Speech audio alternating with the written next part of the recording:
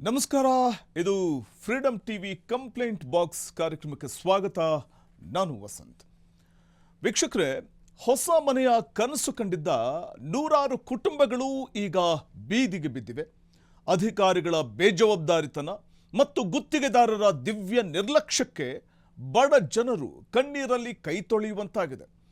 ನಮಗೊಂದು ಸ್ವಂತ ಮನೆ ಸಿಗುತ್ತೆ ಅಂತ ನಂಬಿದವರಿಗೆ ಈಗ ಕೋಳಿಗೂಡಿನಂತಹ ಶೆಡ್ಗಳೇ ಗತಿಯಾಗಿವೆ. ಹಾಗಾದರೆ ಆ ಕೊಳಗೇರಿ ನಿವಾಸಿಗಳ ಸೂರು ಸಿಗದ ಗೋಳಿನ ಕಥೆ ಏನು? ಇದೇ ಈ ಹೊತ್ತಿನ ಫ್ರೀಡಮ್ ಟಿವಿ ಕಂಪ್ಲೇಂಟ್ ಬಾಕ್ಸ್ನ ವಿಶೇಷ ಕಾರ್ಯಕ್ರಮ.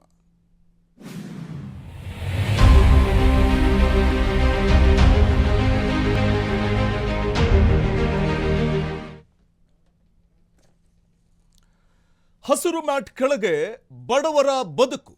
ಸಾಲ ಮಾಡಿ ಹಣ ಕಟ್ಟಿದ್ರೂ ಸಿಕ್ಕಿಲ್ಲ ಸೂರು. 3 ವರ್ಷ ಕಳೆದಿದೆ, ಆದರೂ ಕೂಡ ಕಾಮಗಾರಿ ಇನ್ನೂ ಮುಗಿತಾ ಇಲ್ಲ. ಮನೆ ಮಂಜೂರಾಗಿದ್ರೂ ಅಧಿಕಾರಿಗಳು ಕಳ್ಳಾಟ ನಡೆಸ್ತಾ ಇದ್ದಾರೆ. ಇದು ಹಸಿರು ಮ್ಯಾಟ್ ಕೆಳಗೆ ಬದುಕ್ತಾ ಇರುವಂತಹ ಬಡವರ ಗೋಳಿನ ಕಥೆ. ಫ್ರೀಡಮ್ ಟಿವಿಯಲ್ಲಿ ಈ ಸುದ್ದಿಯನ್ನ ನಾವು ಬಿತ್ತರ ಮಾಡ್ತಿದ್ವಿ. ಪ್ರಮುಖವಾಗಿ 3 ವರ್ಷ ಕಳೆದಿದೆ, ಕಾಮಗಾರಿ ಪೂರ್ಣಗೊಂಡಿಲ್ಲ. ಮನೆ ಮಂಜೂರಾಗಿದ್ರೂ ಕೂಡ ಇನ್ನೂ ಅಧಿಕಾರಿಗಳು ಕಳ್ಳಾಟ ನಡೆಸ್ತಿದ್ದಾರೆ. ಸಾಲ ಮಾಡಿ ಕಟ್ಟಿದ್ರು ಕೂಡ, ಮನೆಯನ್ನ ಕಟ್ಟಿದ್ರು ಕೂಡ ಇನ್ನೂ ಸೂರು ಸಿಕ್ಕಿಲ್ಲ. ಕಣ್ಣೀರಲ್ಲೇ ಕೈ ತೊಳಿತಾ ಇದ್ದಾರೆ ಬಸವ ಕಲ್ಯಾಣದ ಬಡ ಜನ. ಸ್ಲಂ ಬೋರ್ಡ್ ಅಧಿಕಾರಿಗಳ ನಿರ್ಲಕ್ಷ್ಯಕ್ಕೆ ಬೀದಿಗೆ ಬಿದ್ದಿದ್ದಾರೆ ಜನ.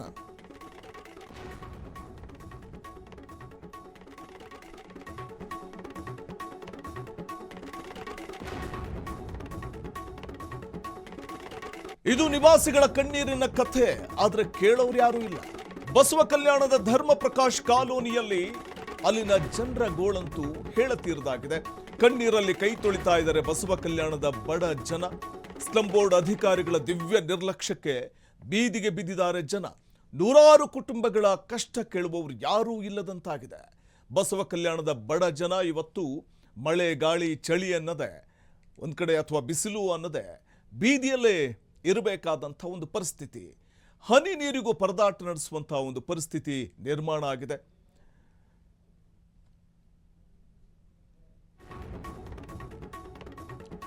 ಇನ್ನು ಬಡವರಿಗೆ ಆಸರೆಯಾಗದ ಆವಾಸ್ ಯೋಜನೆ 75,000 ರೂಪಾಯಿ ವಂತಿಗೆ ಕಟ್ಟಿದ್ರು ಕೂಡ ಸೂರಿಲ್ಲ. ಶೆಡ್ನಲ್ಲಿ ಕಾಲ ಕಳಿತಾ ಇದ್ದಾರೆ ವೃದ್ಧರು, ಮಹಿಳೆಯರು, ಮಕ್ಕಳು. ಅವರ ಸಂಕಷ್ಟ ದೇವರಿಗೆ ಪ್ರೀತಿ. ಜನಪ್ರತಿನಿಧಿಗಳೇ ಕಣ್ಣಿಗೆ ಕಾಣ್ತಾ ಇಲ್ವಾ ಈ ಜನರ ಗೋಳು? ಇದು ಧರ್ಮ ಪ್ರಕಾಶ್ ಕಾಲೋನಿಯ ಕರುಣಾಜನಕ ಕಥೆ. ಹೆಸರಿಗೆ ಧರ್ಮ ಪ್ರಕಾಶ್ ಕಾಲೋನಿ, ಆದರೆ ಅಲ್ಲಿ ಇರುವಂತಹ ಜನರ ಪರಿಸ್ಥಿತಿ ಮಾತ್ರ ಹೇಳತಿರದು. 75,000 ರೂಪಾಯಿ ವಂತಿಗೆಯನ್ನು ಕಟ್ಟಿದ್ದಾರೆ. ಬಡವರಿಗೆ ಆಸರೆ ಆಗಬೇಕಾದಂಥ ಆವಾಸ್ ಯೋಜನೆ. ಆ ಯೋಜನೆಯಡಿ 75,000 ರೂಪಾಯಿ ಹಣ ಕಟ್ಟಿದ್ರು ಕೂಡ ಇನ್ನೂ ಸಿಕ್ಕಿಲ್ಲ ಸೂರು. ಅಧಿಕಾರಿಗಳ ಬೇಜವಾಬ್ದಾರಿತನಕ್ಕೆ ಬಡವರು ಅತಂತ್ರರಾಗಿದ್ದಾರೆ. 3 ವರ್ಷ ಆಗಿದೆ, ಆದರೂ 1352 ಮನೆಗಳ ಕಾಮಗಾರಿ ಪೂರ್ಣಗೊಂಡಿಲ್ಲ. ಮನೆ ಬಿಟ್ಟು ಬೀದಿಗೆ ಬಂದ ಜನರಿಗೆ ಈಗ ಶೆಡ್ಗಳೇ ಗತಿ. ಶಾಸಕರು ಮತ್ತು ಸ್ಲಂ ಬೋರ್ಡ್ ವಿರುದ್ಧ ಆಕ್ರೋಶ ಭುಗಿಲೇಳ್ತಾ ಇದೆ. ಬಸವ ಕಲ್ಯಾಣದ ಸ್ಲಂ ನಿವಾಸಿಗಳ ಸೂರು ಸಿಗದ ಕಷ್ಟದ ಕಥೆ ಇದು. ಫ್ರೀಡಮ್ ಟಿವಿ ಕಂಪ್ಲೇಂಟ್ ಬಾಕ್ಸ್ನಲ್ಲಿ ಸಂಕಷ್ಟವನ್ನ ಹೇಳ್ಕೊಂಡಿದ್ದಾರೆ ಜನ. ತಮ್ಮ ಪರಿಸ್ಥಿತಿಯನ್ನ ಹೇಳ್ಕೊಂಡಿದ್ದಾರೆ. ಹೊಸ ಮನೆಯ ಕನಸು ಕಂಡಿದ್ದಂತಹ ನೂರಾರು ಕುಟುಂಬಗಳು ಈಗ ಬೀದಿಗೆ ಬೀಳುವಂತಹ ಪರಿಸ್ಥಿತಿ. ಅಧಿಕಾರಿಗಳ ಬೇಜವಾಬ್ದಾರಿತನ ಎಷ್ಟು ಮಟ್ಟಿಗಿದೆ ಅನ್ನುವಂಥದ್ದನ್ನು ನಾವಿಲ್ಲಿ ಕಾಣಬಹುದಾಗಿದೆ.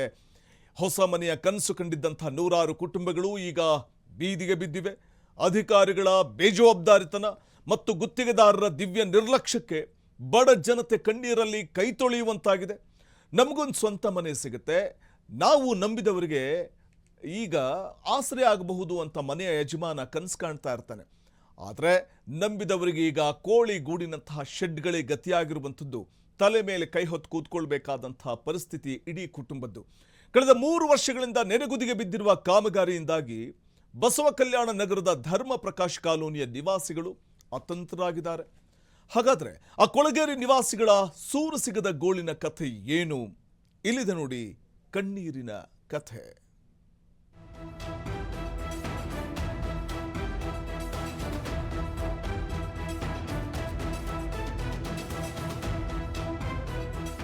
ಇದು ಬೀದರ್ ಜಿಲ್ಲೆಯ ಬಸವ ಕಲ್ಯಾಣ ನಗರದ ಧರ್ಮಪ್ರಕಾಶ್ ಕಾಲೋನಿಯ ಬಡ ಜನರ ಈಗಿನ ನೈಜ ಸ್ಥಿತಿ. ಮೈ ಸುಡುವ ಕೆಂಡದಂತಹ ಬಿಸಿಲಿನಲ್ಲಿ ಹಸಿರು ಮ್ಯಾಟನ್ನೇ ಆಸರೆ ಮಾಡಿಕೊಂಡು ಜೀವನ ಸಾಗಿಸುತ್ತಿರುವ ಈ ಬಡಪಾಯಿಗಳ ಪರಿಸ್ಥಿತಿ ದೇವರಿಗೆ ಪ್ರೀತಿ. 2022-23ನೇ ಸಾಲಿನಲ್ಲಿ ಕರ್ನಾಟಕ ಕೊಳಗೇರಿ ಅಭಿವೃದ್ಧಿ ಮಂಡಳಿ ಸ್ಲಂ ಬೋರ್ಡ್ ವತಿಯಿಂದ ಪ್ರಧಾನಮಂತ್ರಿ ಆವಾಸ್ ಯೋಜನೆ ಅಡಿಯಲ್ಲಿ ಬರೋಬ್ಬರಿ 1352 ಮನೆಗಳು ಮಂಜೂರಾಗಿದ್ವು. ಪ್ರತಿ ಫಲಾನುಭವಿಯಿಂದ 75,000 ರೂಪಾಯಿ ವಂತಿಗೆ ಹಣವನ್ನು ಪಡೆಯಲಾಗಿತ್ತು. ಸರ್ಕಾರದಿಂದ 5 ಲಕ್ಷ ರೂಪಾಯಿ ಸಹಾಯಧನದಲ್ಲಿ ಈ ಮನೆಗಳು ನಿರ್ಮಾಣವಾಗಬೇಕಿತ್ತು. ಆದರೆ ಯೋಜನೆ ಜಾರಿಯಾಗಿ 3 ವರ್ಷ ಕಳೆದರೂ ಮನೆಗಳು ಮಾತ್ರ ಪೂರ್ಣಗೊಂಡಿಲ್ಲ. ಹಣ ಕಟ್ಟಿ ಬಡ ಜನ ಕಂಗಾಲಾಗಿದ್ದಾರೆ.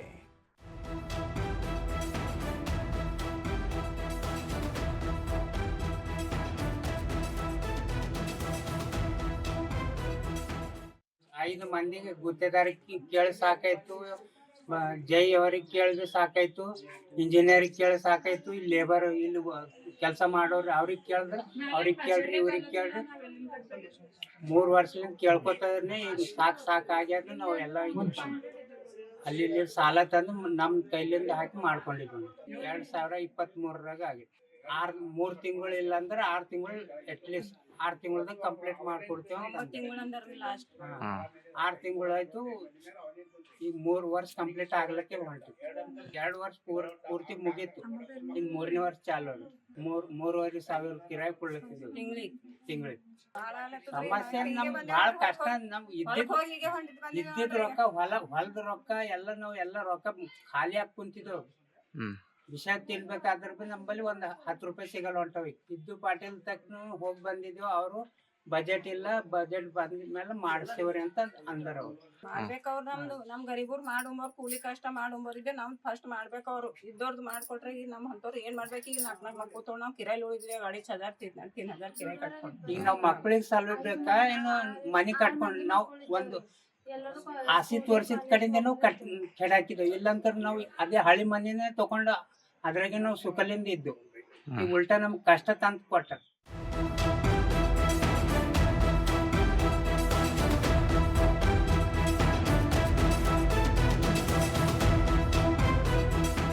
ಸ್ಲಂ ಬೋರ್ಡ್ ಅಧಿಕಾರಿಗಳು ಹಾಗೂ ಗುತ್ತಿಗೆದಾರರ ನಿರ್ಲಕ್ಷ್ಯದಿಂದಾಗಿ ಇಂದು 10 ಕುಟುಂಬಗಳು ಬೀದಿಗೆ ಬಿದ್ದಿವೆ. ವಾಸ ಮಾಡೋದಕ್ಕೆ ಸೂಕ್ತ ಜಾಗವಿಲ್ಲದೆ ಕೋಳಿ ಗೂಡಿನಂತಹ ಶೆಡ್ನಲ್ಲಿ ವೃದ್ಧರು ಹಾಗೂ ಮಕ್ಕಳನ್ನ ಕಟ್ಕೊಂಡು ವಾಸ ಮಾಡ್ತಿದ್ದಾರೆ.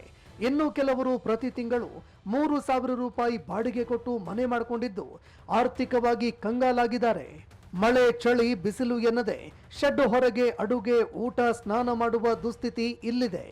ಮನೆ ನಿರ್ಮಾಣ ಮಾಡುವ ಕಾಮಗಾರಿ ಅರ್ಧಕ್ಕೆ ನಿಂತಿರೋದ್ರಿಂದ ಆಕ್ರೋಶಗೊಂಡಿರುವ ಸಾರ್ವಜನಿಕರು ಸ್ಥಳೀಯ ಅಧಿಕಾರಿಗಳು ಹಾಗೂ ಶಾಸಕರ ವಿರುದ್ಧ ತೀವ್ರವಾಗಿ ಕಿಡಿಕಾರ್ತಿದ್ದಾರೆ. ಜಿಲ್ಲಾಡಳಿತಕ್ಕೆ ಹಲವಾರು ಬಾರಿ ಮನವಿ ಮಾಡಿಕೊಂಡಿದ್ರು ಕೂಡ ಯಾರೊಬ್ಬರು ಇವರ ಗೋಳನ್ನ ಕೇಳ್ತಿಲ್ಲ. ದಯವಿಟ್ಟು ಮನೆ ನಿರ್ಮಾಣ ಮಾಡಿಕೊಟ್ಟು ಪುಣ್ಯ ಕಟ್ಕೊಳ್ಳಿ ಅಂತ ಈ ಬಡ ಜನತೆ ಕಣ್ಣೀರಿಡುತ್ತಿದ್ದಾರೆ. ಆದ್ರೆ ಅಧಿಕಾರಿಗಳು ಮಾತ್ರ ಇತ್ತ ನೋಡ್ತಿಲ್ಲ.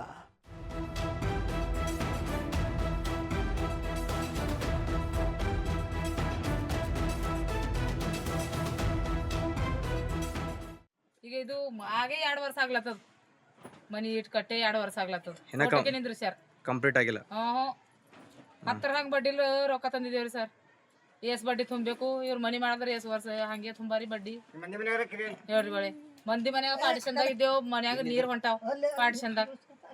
ಮಕ್ಕಳು ತಗೊಂಡು ಹ್ಯಾಂಗ ಮಕ್ಕೋಬೇಕು? ಸಣ್ಣ ಮಕ್ಕಳು ಅವ್ರಿ 4-5 ನಮಗ್ ಪೂರಾ ಇದು ಕಂಪ್ಲೀಟ್ ಆಗ್ಯದ್ರಿ. ಇಡೀ ಪೂರಾ 3 ಬಿ ರೀ ಜಲ್ದಿ ಮಾಡ್ಕೊಡ್ಬೇಕು ಇಷ್ಟೇ. ಅವ್ ನಮಗ್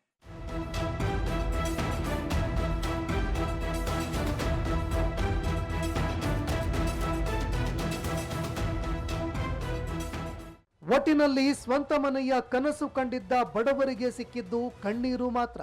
ಇನ್ನಾದರೂ ಸಂಬಂಧಪಟ್ಟ ಅಧಿಕಾರಿಗಳು ಹಾಗೂ ಜನಪ್ರತಿನಿಧಿಗಳು ಎಚ್ಚೆತ್ತುಕೊಂಡು ಅರ್ಧಕ್ಕೆ ನಿಂತಿರುವ ಕಾಮಗಾರಿಯನ್ನ ತಕ್ಷಣವೇ ಪೂರ್ಣಗೊಳಿಸಿ ಈ ಬಡ ಕುಟುಂಬಗಳಿಗೆ ನ್ಯಾಯ ಒದಗಿಸಬೇಕಿದೆ. ಓಂಕಾರ ಮಠಪತಿ, ಫ್ರೀಡಂ ಟಿವಿ, ಬೀದರ್.